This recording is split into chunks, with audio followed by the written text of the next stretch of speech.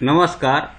राज्य शैक्षणिक संशोधन व प्रशिक्षण परिषद महाराष्ट्र अंतर्गत जो आपणाला सेतू अभ्यासक्रम ब्रिज कोर्स देण्यात आलेला आहे, त्या अंतर्गत आज आपण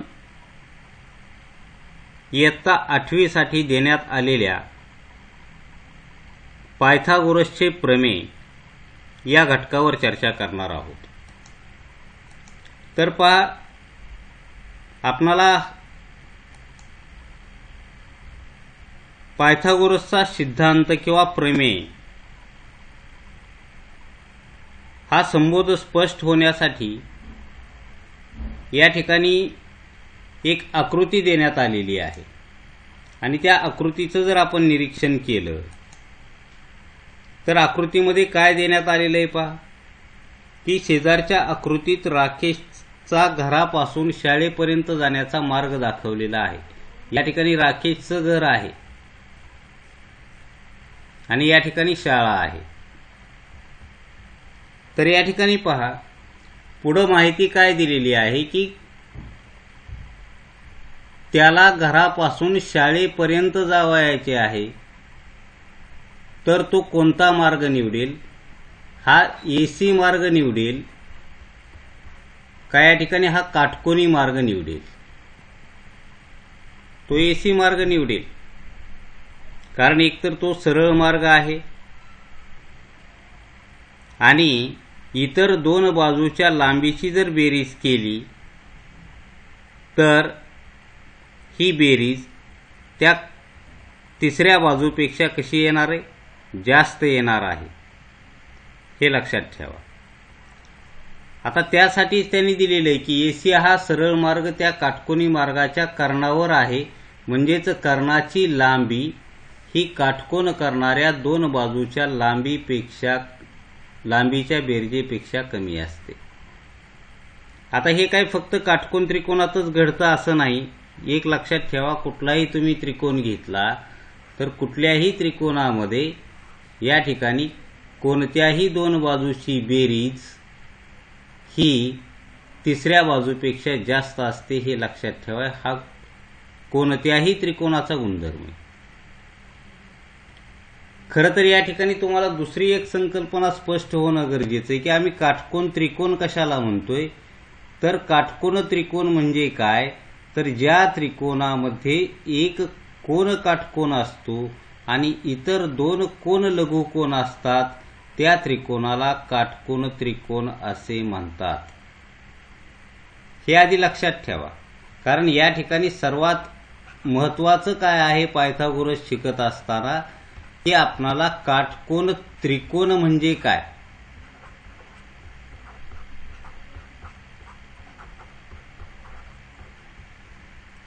ज्या त्रिकोणामध्ये एक कोन काटकोन असतो आणि इतर दोन कोन हे लघुकोन असतात, त्या त्रिकोणाला आपण काटकोन त्रिकोण म्हणतोय.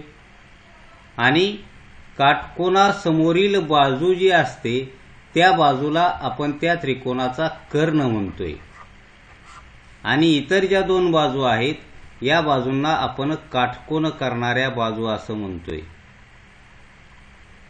आता हा संबोध तुम्हाला काटकोन त्रिकोण म्हणजे काय हे कळाल्यानंतर या ठिकाणी पायथागोरसचा सिद्धांत आपल्याला शिकायचा आहे. पायथागोरस या थोर ग्रीक गणितज्ञाने सर्वप्रथम या सिद्धांताची सिद्धता दिली, म्हणून त्याचे नाव या सिद्धांताला देण्यात आले. मग पायथागोरसनं काटकोन त्रिकोणाविषयी काय सांगितलं, काय सिद्धांत आहे? काटकोन त्रिकोणात कर्णाचा वर्ग उरलेल्या दोन बाजूच्या वर्गाच्या बेरजे इतका असतो. हे तुम्हाला 7वी मध्ये झालेले. काटकोन त्रिकोणात कर्णाचा वर्ग हा उरलेल्या दोन बाजूच्या बेरजे इतका असतो. आता या ठिकाणी पहा की थोडं वेगळ्या पद्धतीनं पायथागोरसचा सिद्धांत या ठिकाणी सांगण्याचा प्रयत्न या ठिकाणी केलेला आहे. ठीक आहे, एक लक्षात ठेवा की समजा या कृती आपल्याला कितपत कळतात हा भाग थोडा वेगळा आहे. त्यापेक्षा आपण काटकोन त्रिकोणामध्ये पायथागोरस कसा वापरतोय आणि त्यासाठी आपणाला काय करावं लागतं हे या ठिकाणी पहा की समजा या ठिकाणी आकृती क्रमांक 1, या ठिकाणी आकृती क्रमांक 1 आहे. आता आकृती क्रमांक 1 मध्ये दाखविल्याप्रमाणे एक कार्ड शीटचे समान मापाचे 4 काटकोन त्रिकोण कापा म्हणते. 4 काटकोन त्रिकोण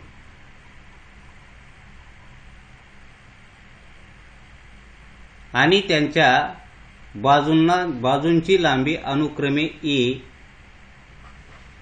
बी आणि सी असेल. वेगवेगळी घ्या. त्यानंतर आकृती क्रमांक 2 मध्ये पहा काय दिले ते.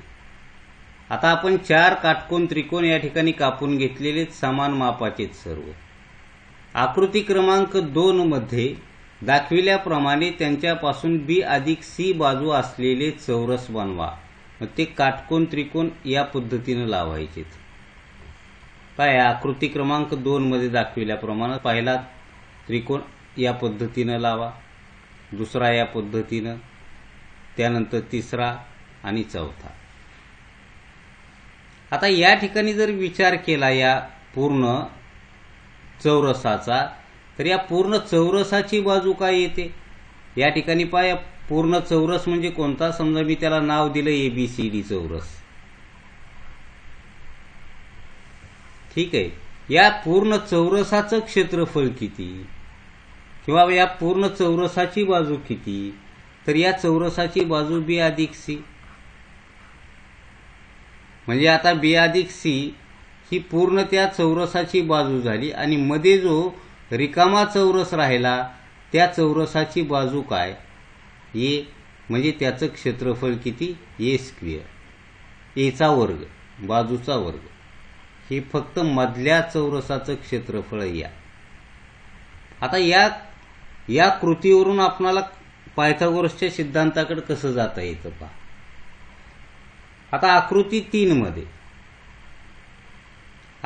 3 मध्ये दाखविल्याप्रमाणे आधीच्या चौरसातील त्रिकोणाच्या जागा बदला आणि रिकाम्या जागी 2 चौरस तयार होतात. जर आपण समजा जागा बदलली, या ठिकाणचा 2 नंबरचा चौरस या ठिकाणी आणलेला आहे असा. ठीक आहे. आणि 4 नंबरचा या पद्धतीने ठेवलाय. या ठिकाणी 2 चौरस तयार झाले. एक बाजू C असलेला चौरस किंवा या ठिकाणी पहा, बाजू B असलेला एक चौरस तयार झाला आणि बाजू C असणारा एक या ठिकाणी चौरस तयार झालेला. ठीक आहे.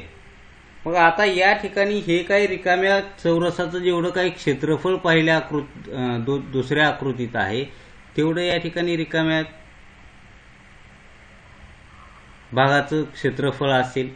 म्हणजे या ठिकाणी A चा वर्ग हा या दोघाच्या वर्गाच्या बेरजे इतका असेल. म्हणून या ठिकाणी A चा वर्ग बरोबर B चा वर्ग अधिक C चा वर्ग सांगितले. म्हणून या ठिकाणी काटकोन त्रिकोणात कर्णाचा वर्ग हा उरलेल्या 2 बाजूच्या वर्गाच्या बेरजे इतका असेल. आता याला वेगवेगळ्या कृती आहेत. खरं तर ही कृती थोडी तुम्हाला अवघड वाटत असेल, त्यापेक्षा मी एक सोपी कृती सांगतो की समजा एक काटकोन त्रिकोण घ्या आणि प्रत्येक काटकोन त्रिकोणाच्या प्रत्येक बाजूवर एक चौरस काढा. प्रत्येक बाजूवर. आणि या 1 आणि 2 नंबरच्या चौरसाचं क्षेत्रफळ काढा आणि त्यांची बेरीज करा. त्या 1 क्रमांकाच्या आणि 2 क्रमांकाच्या चौरसाच्या क्षेत्रफळाची बेरीज ही कशाच्या बरोबर येईल, 3 क्रमांकाच्या क्षेत्रफळा एवढी येईल. म्हणजे यावरून आपण सांगू शकतोय की काटकोन त्रिकोणात कर्णाचा वर्ग हा उरलेल्या 2 बाजूच्या वर्गाच्या बेरजे इतका असतो. आता ती कृती या ठिकाणी देण्यात आलेली.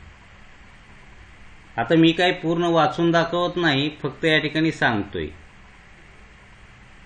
यालाच आपण काटकोन त्रिकोणात कर्णाचा वर्ग उरलेल्या 2 पाहिजे या ठिकाणी 2 बाजूच्या वर्गाच्या बेरजे एवढा असतो. याऐवजी मी दुसरं एक विधान सांगतोय.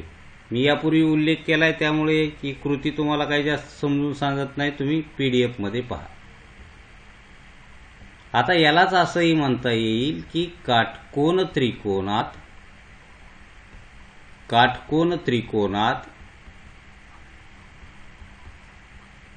कर्णावर काढलेल्या चौरसाचे क्षेत्रफळ मी यापूर्वी उल्लेख केलेला आहे. चौरसाचे क्षेत्रफळ हे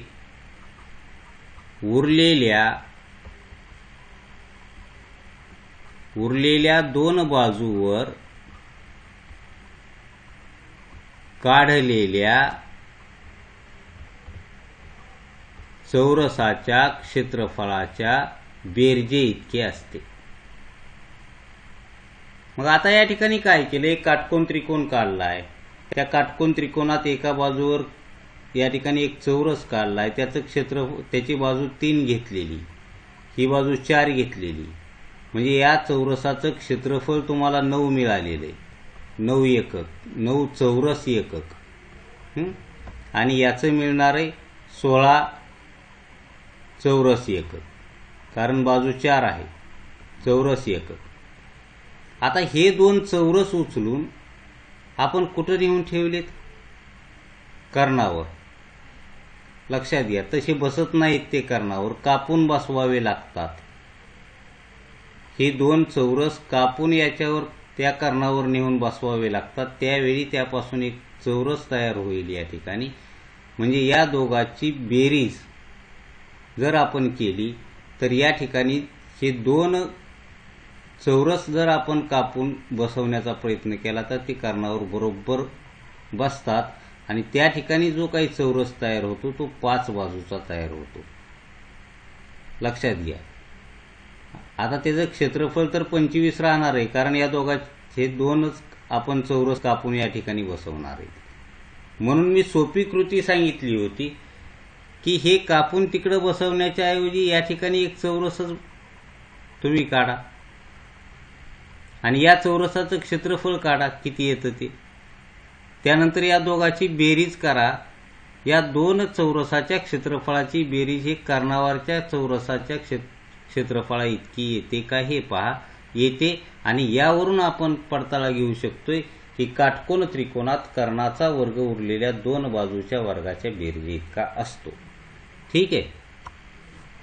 आता या ठिकाणी काय समजलं आपणाला, तर काटकोनासमोरील बाजूला आपण कर्ण असं म्हणतोय. काटकोनासमोरील बाजू कर्ण, ती सर्वात मोठी बाजू असते. कर्णाची लांबी काटकोन करणाऱ्या बाजूच्या लांबीच्या बेरजेपेक्षा कमी असते आणि कर्णाचा वर्ग हा उरलेल्या 2 बाजूच्या वर्गाच्या बेरजे इतका असतो. कर्णाचा वर्ग हा उरलेल्या 2 बाजूच्या वर्गाच्या बेरजे इतका असतो. मग आता या ठिकाणी पहा, त्रिकोण एबीसी मध्ये कोन सी बरोबर जर 90 अंश असेल तर सर्वात मोठी बाजू कोणती, तर या ठिकाणी सर्वात मोठी बाजू एबी. कर्ण ही सर्वात मोठी बाजू. आता यापेक्षा न विचारलेल्या प्रश्नाचंही उत्तर मी या ठिकाणी सांगतो की या त्रिकोणामध्ये जर पायथागोरस वापरला तर काय लिहिता येईल की कर्णाचा वर्ग म्हणजे या ठिकाणी एबीचा वर्ग हा कशाच्या बरोबर असेल, उरलेल्या 2 बाजूच्या वर्गाची बेरीज म्हणजे बीसीचा वर्ग अधिक सीएचा वर्ग किंवा एसीचा वर्ग. हे लक्षात ठेवा, कारण हा कर्ण आहे आणि याचा जर आपण वर्ग केला एबीचा वर्ग बरोबर बीसीचा वर्ग अधिक सीएचा वर्ग किंवा एसीचा वर्ग. आता त्यानंतर आपणाला एक कृती या ठिकाणी देण्यात आलेली की त्रिकोण एलएमएन मध्ये कोन एन हा 90 अंशाचा देण्यात आलेला आहे. पहा या ठिकाणी हा कोन तुम्हाला 90 अंशाचा देण्यात आलेला आहे. त्यानंतर लेंथ ऑफ एमएन ही एमएनची लांबी तुम्हाला या ठिकाणी 20 देण्यात आलेली. एलएन 15 देण्यात आलेला आहे. तर हा एलएम काढा म्हणते.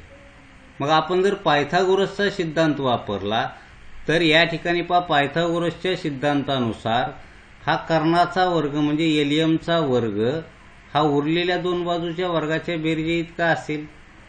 एमएनचा वर्ग अधिक एनएलचा वर्ग. हा कर्ण आहे तुमचा आणि या कर्णाचा वर्ग हा या उरलेल्या दोन बाजूच्या वर्गाच्या बेरजे इतका असेल. या दोन बाजूच्या तेच विधान या ठिकाणी लिहिलेलं आहे त्याने. मग या ठिकाणी एलियनची किंमत 15 ठेवली, एमएनची किंमत किती ठेवावी लागेल 20. मग 15चा वर्ग या ठिकाणी मिळेल 225 आणि 20चा वर्ग मिळेल 400. म्हणजे या ठिकाणी दोघांची बेरीज मिळेल 625. आणि या ठिकाणी दोन्ही बाजूचे जर आपण वर्गमूळ घेतलं, वर्गमूळ घेऊन, तर या ठिकाणी एलियमची किंमत किती मिळते 25. तर अशा पद्धतीनं आपण पायथागोरसचा सिद्धांत म्हणजे पायथागोरसचा प्रमेय काय आहे आणि तो कोणत्या त्रिकोणात वापरला जातो, फक्त काटकोन त्रिकोणातच वापरता येईल आपणाला. त्याची उपयोजनं आपणाला पुढच्या इयत्तेमध्ये वेगवेगळ्या त्रिकोणात करता येतात, हे लक्षात ठेवा. असं काय नाही की फक्त काटकोन त्रिकोणापुरताच आपण पायथागोरस वापरतोय.